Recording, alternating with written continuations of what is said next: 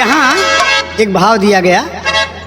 घर में ननद भौजाई हैं, सासू जी अकेली हैं और ननद और भौजाई दोनों गर्भवती हैं। दोनों गर्भवती हैं और दोनों के पिया प्रदेश में है। कवि ने एक तर्ज दिया कि ननदी भौजिया दूनों, अरे ननदी भौजिया दूनों एक समहुरिया, दुनहों के पिया परदेसिया हो राम। ननदी भौजिया दूनों एक समहुरिया, दुनहों के पिया परदेसिया हो राम।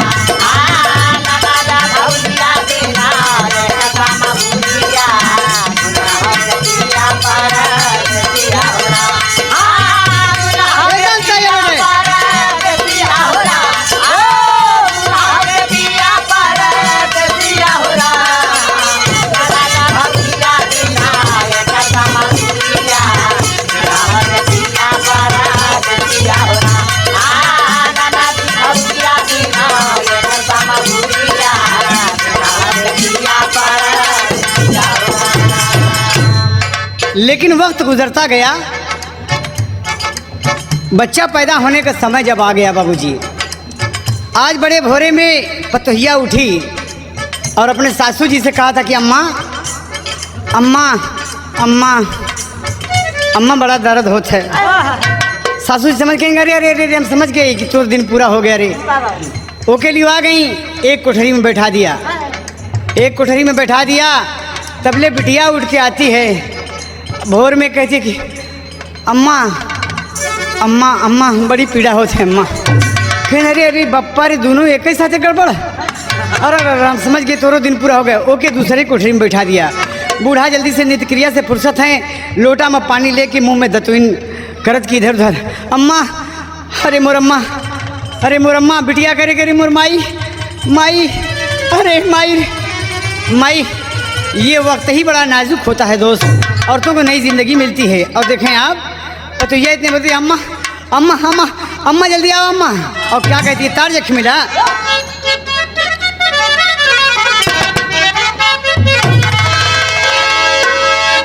एक लड़का एक लड़की से कहता है, क्या कहा था कि बड़ी बेवफा हो, बड़ी बेवफा हो, वफा क्या करोगी।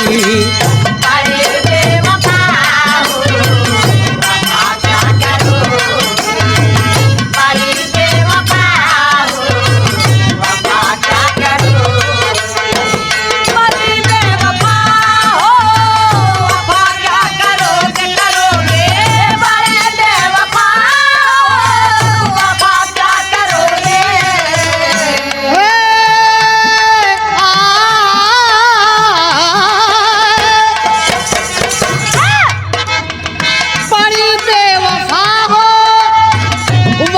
क्या करोगी,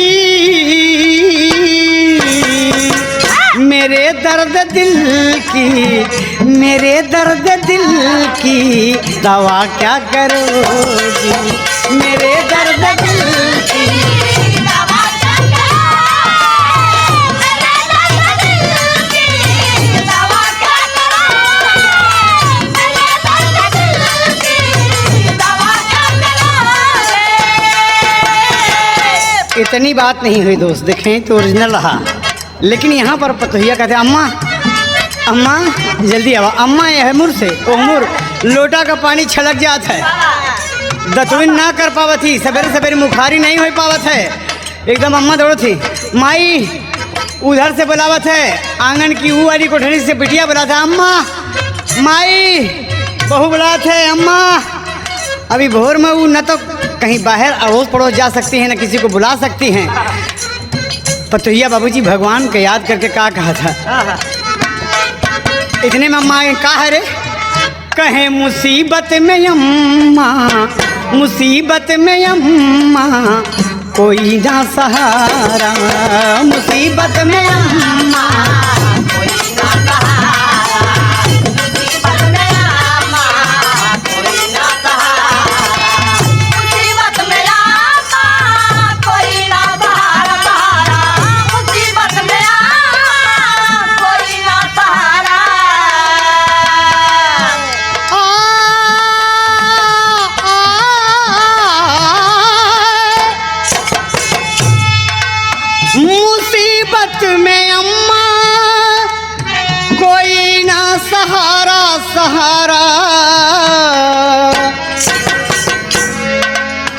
भला ऐसे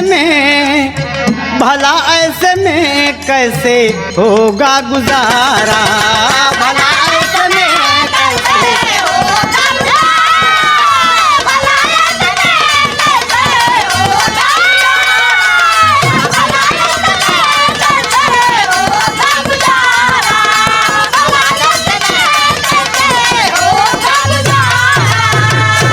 इतना नहीं बाबूजी, वो चिल्ला रही अम्मा अम्मा, अरे बाप रे, भगवान का तबले आसन डोल गया और पतोहिया के बाबूजी बेटवा पैदा हो गया, बहू के बेटा पैदा हो गया। अब क्या लगा करे बाबूजी, बूढ़ा खुश हो गई, अरे दुल्हनिया, अरे मोरी दुल्ही, अरे बेटवा पैदा भरे, मेरे घर का चिराग पैदा भर, अरे भगवान का लाख लाख धन्यवाद है, मेरे घर का चिराग पैदा हो गया रे। और इतना बाबूजी वो सुना और तबले पतोहिया प्रसव पीड़ा से परेशान और वो बेहोश हो गई, उस सौरी में बेहोश हो गई बाबूजी। और जब बेहोश हो गई तबले बिटिया का था माई माई माई, अरे मोर माई, माई जी से दौड़ के गई बाबूजी, का देखा थी भगवान का फिर भी आसन डोल गया। और कैसे आसन डोला बाबूजी, बिटिया का बिटिया पैदा हो गई, ननदिया के बिटिया पैदा हो गई, भौजैया के बेटवा पैदा हो गया। अब बाबूजी बूढ़ा कहीं बिटिया, ए बिट्टी कहें का, कहीं तोरे बिटिया पैदा भय, कहीं माई भगवान का लाख लाख धन्यवाद है, अरे मोर बापा रे, अरे मोर माई रे, कहीं बिटिया तोहार ससुरे में इज्जत काम, कहलू कहे माई, कहीं जब ससुर वाले सुन लें कि बिटिया पैदा भय ना पहले उठी में, तो का कोनो वहीं का घरे से हुए, कोई नहीं है, बेटवा पैदा होता ना, बेटवा पैदा होते तो रे मोर बप्पा रे, कहे ए माई, माई भगवान जो दी है तो ली, ये हमारी बिटिया आया, कौनो ऐसी बात नहीं, भगवान जो कुछ भी दे दें लाख लाख धन्यवाद बा। कहे भगवान का बात छोड़ा, ए बिटिया भाई हमारे रहते तोहार ससुरे में इज्जत कम ना हो, एकदम कम ना होई। कहे वो कैसे माई, कहीं तू हम जितना कही उतने बोला, हमारे बात पे चलू, अब 6 महीना हमका भक्तिन भय बाबा, कौनो ज़्यादा दिन की बात नहीं है, हम अपन सब कुछ कह सकी थी। देखिए आप हाथ रस में इसका आनंद लेंगे, कहना क्या है कि भाई हम बिटिया तू चिंता न करा। बूढ़ा गई, देखी बाबूजी बहू वाले कमरे में जब पहुंची तो देखी थी बहू बेहोश एकदम, देख के ओकरे मन में आ गया बाबूजी, अब बुढ़िया का नीयत खराब हो गई और कभी को टेरी का भाव देना पड़ा।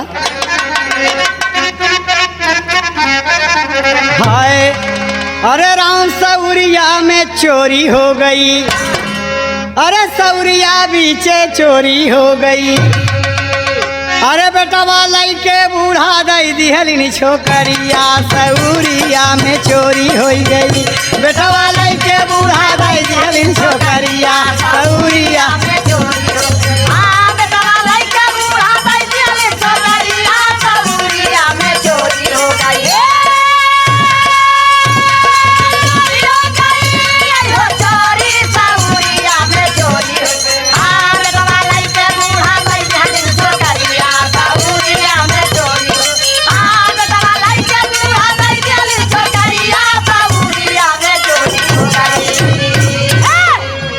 कैसे चोरी होता बाबूजी, कैसी बुढ़िया है, एक नीयत खराब हो गई। और देखा बिटिया का बिटिया लई लिहलिन, पहुँच गई नी है बहू के पास, अपने बहू का बेटा वाली हलिन, बिटिया बगल लेटवलिन खास, अपने बहू का बेटवा लई के पहुँच गई नी बिटिया के पास, हलाला बिटिया बेटवा खिलावा पूर भई हमारी अभिलाष, जय हो जय हो।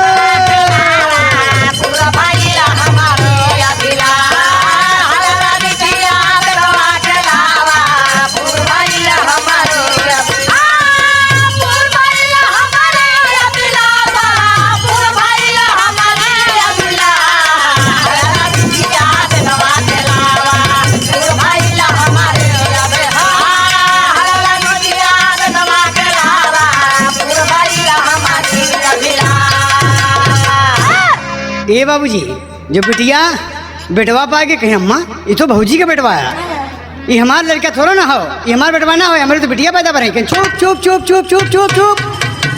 हम जितना बोली उतना बोला, हम जमन कही हुए कहे जा। ये बेटवा तो हारा, वो बेहोश बा, काम बन गया।